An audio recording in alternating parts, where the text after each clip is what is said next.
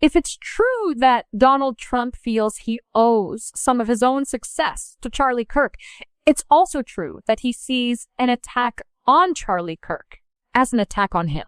From the attack on my life in Butler, Pennsylvania last year, which killed a husband and father, to the attacks on ICE agents, to the vicious murder of a healthcare executive in the streets of New York, to the shooting of House Majority Leader Steve Scalise and 3 others, radical left political violence has hurt too many innocent people and taken too many lives.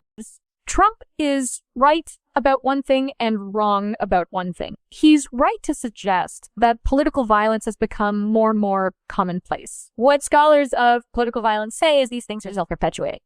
Once you kind of open up that possibility and people start to see it as legitimate, they will feed on itself. You get copycats, you get retribution, and you have a growing portion of the population saying that political violence is acceptable in at least some situations. We're living in a very politically violent era, and it's coming, we can debate where it's coming from, but no one has a monopoly. No side has a monopoly on it.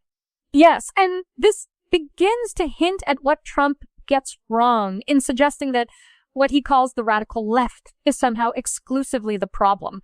In 2020, the FBI arrested several people in connection with a plot to kidnap and possibly assassinate the Democratic governor of Michigan, Gretchen Whitmer.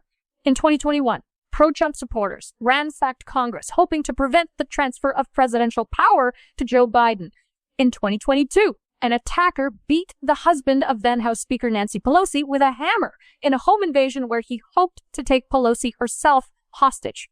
In 2023, a man pleaded guilty for threatening to kill Democratic Senator John Tester after police found in his home nearly 20 firearms and more than 1,000 rounds of ammunition. In 2024, Democratic lawmakers from Connecticut faced a series of bomb threats, all signed MAGA. And in 2025, 2 Democratic lawmakers from Minnesota were shot in their own homes. One of them died.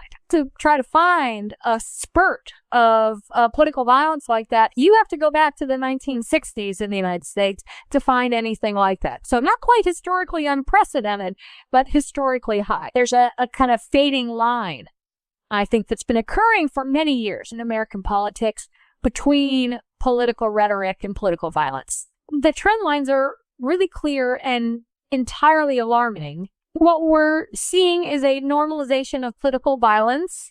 What we need to push back on is the idea that this is normal or inevitable, because it's not.